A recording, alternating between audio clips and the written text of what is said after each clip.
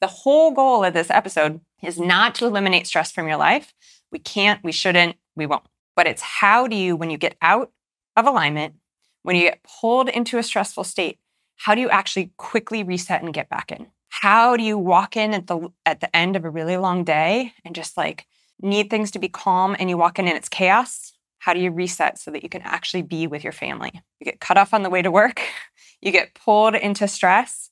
How do you reset so that person that cut you off isn't torturing you all day long? We are literally hardwired for negativity. I think we can so easily beat ourselves up over negative comments, or we can be really hard on ourselves. And I think, again, just creating awareness and observing that we're doing that, and maybe even understanding that we're hardwired for that, helps you remember how important it is to have positive input in your life, right? This is why I surround myself with positive people, positive quotes, positive books. Like, we have to constantly really be putting positive input in us and around us in order to negate that negativity. I think that's a really important take home, especially for someone who tends to live or you're stuck currently in a mental loop, or you ever have been stuck in a mental loop. Putting good input in, and there's days when like I don't even feel like getting a ton of information in that I have to process.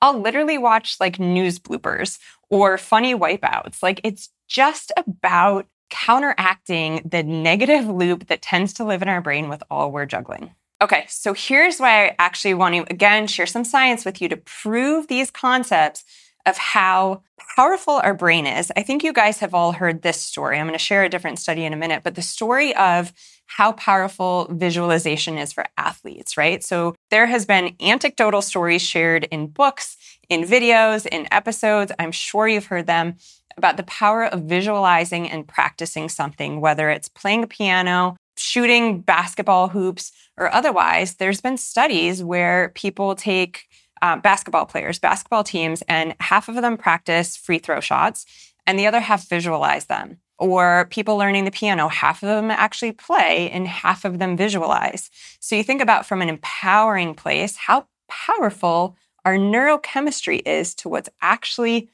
happening in our body and the output coming out. So you can think of that from like an empowering place and these things that we can do.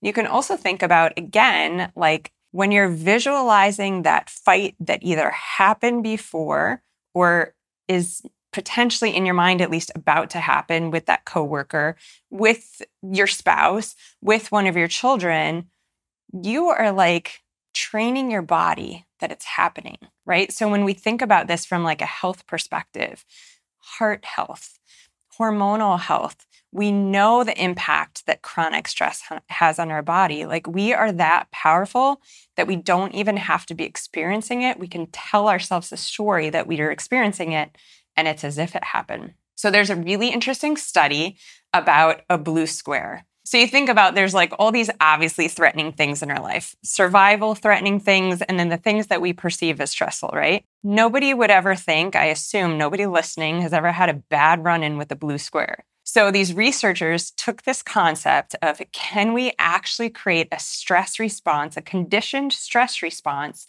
in participants of the study by simply showing them a blue square. So they basically taught these participants that they were going to see these different colors and shaped objects pop up, and that when a blue square popped up, they were going to get a shock. So they didn't end up shocking the people, but just the thought that that's what was going to happen when a blue square popped up, these participants' amygdala, the mental loop, the fear response, the stress was activated. We are that powerful. So I want to take that concept now, and I want to empower you with tools, a knowing and understanding, and a how-to get you out of this loop.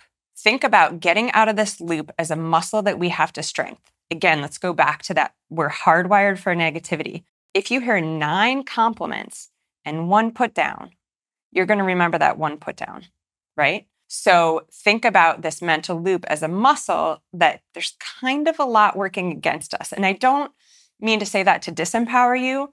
I'm saying it to give you accountability as like, this is something we have to work on every single day. And here's where the macro and micro come in. Macro, like macro self-care and macro ability to work on this, is the things that we do when we have chunks of time to focus on this. The micro are the little things that we can do every single day that stack up. So how do we physically and physiologically get out of this loop? How do we get out of our amygdala and back into our frontal cortex? How do we train our bodies to do that? So first, let's talk about macro, getting you into your frontal cortex, getting you into your body, getting you into your heart. How do we do it? It's essentially all about mindfulness, getting into our parasympathetic nervous system. So that's like our rest and digest, our chill, relax. This is where we can sleep good. This is pretty much the opposite state of where most of us live for the majority of our day. And when you're in this loop, I think hearing those words can be very overwhelming, because the reality is when you're stuck in a loop, you don't feel like you can access the relaxed state. But again, it's like a muscle. So as we work it at the beginning, it's going to feel awkward. You're going to feel like you're doing it wrong. You're going to feel like it's not happening, it's not working. But over time, you are going to realize how quickly you can reset. So what is a macro example that maybe you fit in on the weekend? Maybe you aim for like once a weekend, or maybe it's even once a month, to be honest. It could be doing something like a yoga class. It could be a meditation practice. It could be getting a massage. It's anything where you're basically creating an opportunity, creating an environment for yourself where you can just let go, where you can let the busy mind stop. And I'm someone whose mind is going all the time, to be honest. So like even when I'm laying on the massage table, my head's kind of going. What I visualize is above my brain, there's all these, in the comics where there's like the caption bubble and you see what the people are saying. I picture all these bubbles above my head with the thoughts in it. And I just want to like kind of smush them all together, minimize them, or just let them go, like let them float away.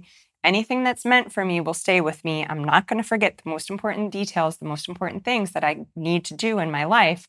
What's most important in this moment is strengthening this muscle. It is a muscle for us, especially busy women, to get present.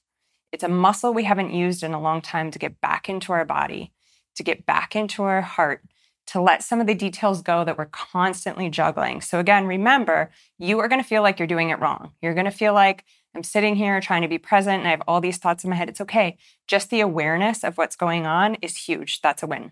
Let's talk about micro, because this is what's like super realistic and accessible for most of us. This starts with just 5 minutes.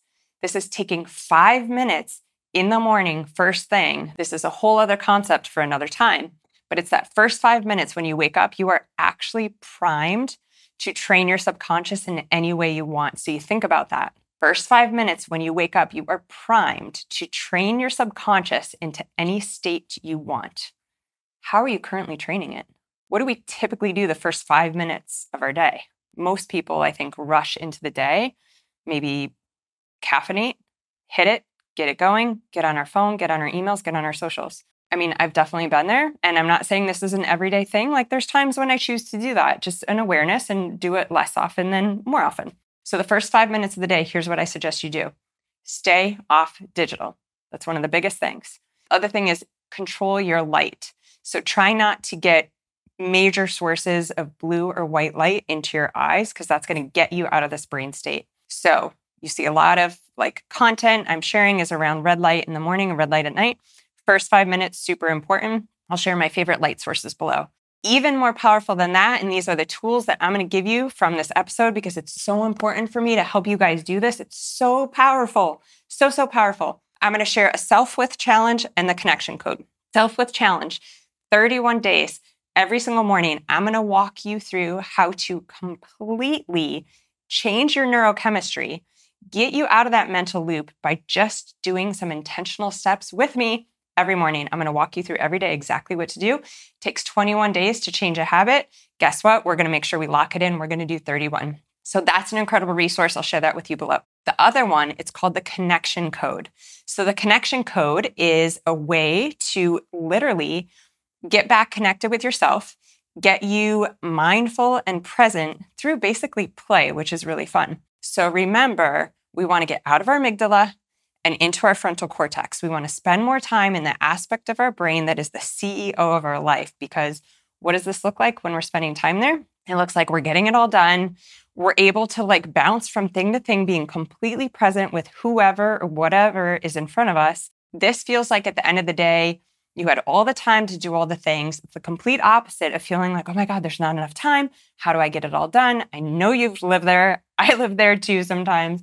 But it's having these tools to get back in our body. The connection code is really fun. I basically give you a video and a printout. And this is a variety of ways that you're going to personalize for you in how you get out of your head into your body. So one of the aspects of the connection code is about getting out into the environment, right? Getting outside. The power of just stepping outside in nature for 5 minutes is so huge. And it literally gets us back into our frontal cortex. So that's one of them. Another part of the connection code is like play, right? So I love my bike. Like a 5-minute pedal on my bike around the neighborhood gets me out of my amygdala, gets me out of my head and back into my body. So the connection code is this really beautiful way to incorporate more play and ease and flow into your life. And the byproduct of all that is getting you into the CEO of your brain so that you can do everything that you do much more seamlessly, easily, in a harmonious state, and allows you, again, to be present with whatever or whoever is in front of you. If you like that, you'll enjoy the full version, and you can get that simply by clicking here. Be sure to also subscribe so you don't miss any future content.